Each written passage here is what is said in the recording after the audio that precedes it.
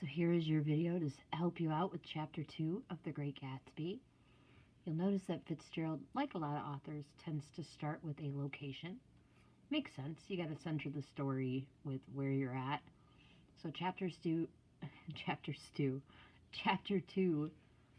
starts with the location of this place called the Valley of the Ashes, or Valley of Ashes.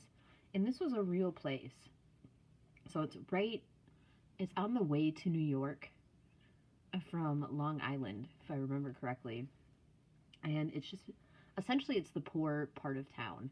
It's the industrial area, and every area has it. And that was around until about the World's Fair in the I want to say 30s. History teachers, if they watch this, be like, close, girl, close. But what you need to know for reading the book is this is the rough area of town. So Chapter 1 starts with we see what the rich folks are up to, and in Chapter 2, we're going to slum it a little bit. We're going to see what the poor folk are up to, and we need to see that because in Chapter 1, we had that tension at the end. The tension of the dinner party is that ringing telephone.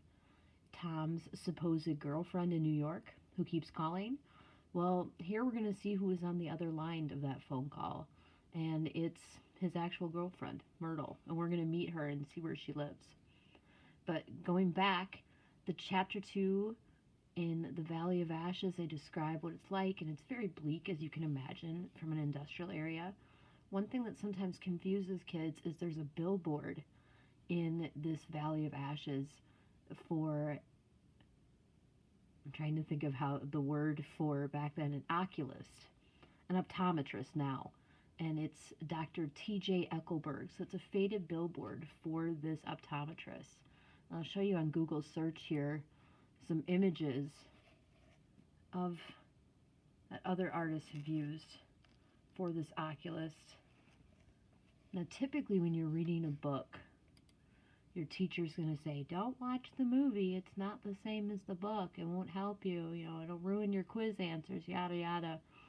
For this book, I would recommend you watch the latest film version, the one with DiCaprio and with the old Spider-Man in it. I would say Tobey Maguire, but anytime I say it, kids go, Spider-Man? I would recommend you watch that.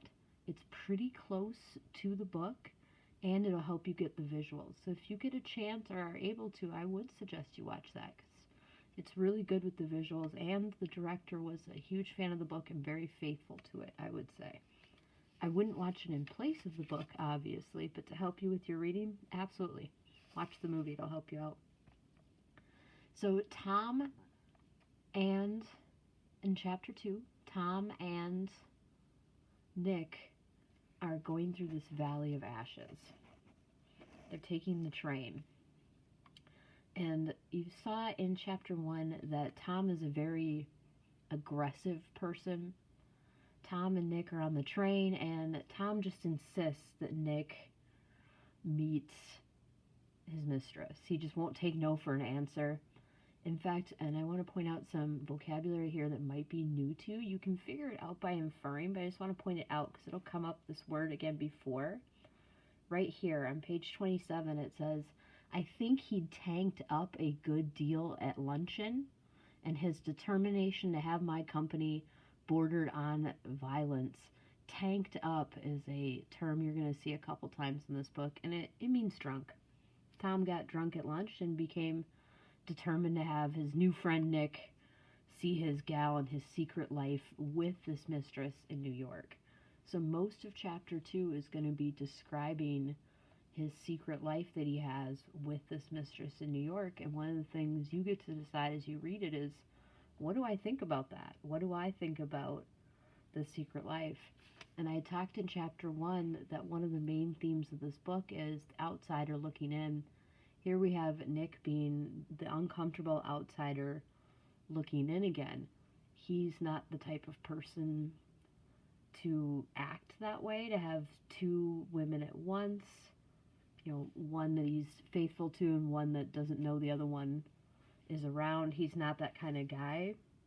Throughout this chapter, you're going to see him trying to very politely just get out of the situation. He's uncomfortable. society at the time was uncomfortable with this. This was not how you behaved. They're also uncomfortable with the idea of someone from the upper class hanging out with someone from the lower class. Society as a whole in the 1920s was very concerned with this idea of the classes mingling. So the anxieties of the time are definitely reflected in this book. So you are going to meet in chapter 2 Tom's mistress and her husband. So they live in the Valley of Ashes in this rundown industrial part of town. So you're going to meet the Wilsons. You're also going to just learn about the lives of rich versus poor. So Nick is going to spend the chapter having this kind of crazy adventure, mini adventure in New York. Nick is not a person who engages in fast living, if you will. He tells you in the chapter that he hasn't really been drunk before, like maybe once. This is his first time really getting drunk. And as soon as the whiskey is in him, you can see time changing. And you can also see another technique that Fitzgerald will use to show how people actually are when they've been drinking is he'll use these dashes to show people getting cut off in their dialogue when they've been partying and to show time passing by. You'll see this toward the end of the chapter and it'll get used throughout to show how crazy it can be when people are partying and drinking. You'll see dashes for people's dialogue getting interrupted, like right here. You'll see some violence from Tom. You'll see a violent argument between he and Daisy, just like what happens when people party a little too much. And then you'll see time passing here with ellipses, those dot dot dots we've talked about so much in poetry and in other works. Fitzgerald uses them throughout to show time passing. Of course, you folks have never lived the party lifestyle, so I'll just explain that sometimes when people party a little too much, time passes them by. It gets past them. One last thing I want to point out at the end of the chapter that sometimes causes confusion for readers is, so Nick has had his whiskey and he's hanging out with all these people, these types of people he's never encountered before, just all walks of life. And toward the end, he ends up talking with this photographer gentleman. And toward the end, the man has been telling him about, you got to see my portfolio, I take lovely pictures, all this sort of thing. Nick ends up so intoxicated that he's in the man's room. This is a married man. He's in the man's room and the man's droning on and on about his art. Again, you've never been intoxicated, so you don't understand. Sometimes when people get very in their cups, they go on about their art. And that is what's happening here. Nick's in the apartment building. He lives in the same building as Tom's mistress. Nick's in the apartment building. So I'll explain with the dialogue here. It's at the end of the chapter on page 42. I was standing beside his bed. Again, the ellipses to show time. I was standing beside his bed and he was sitting up between the sheets, clad in his underwear with a great portfolio in his hands.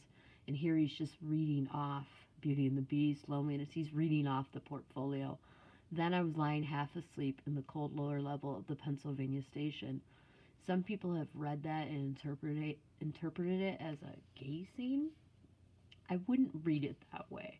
I don't see any other evidence not to say anything against gay scenes, but I wouldn't interpret it that way. There's not enough other evidence to substantiate that. There's no other affection. There's no kissing.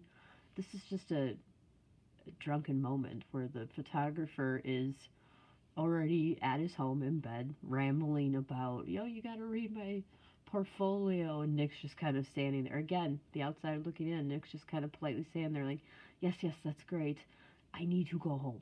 Yes, you're home now, that's great. Okay, so there you are. I hope this helped you with chapter 2, and see you next time for chapter 3.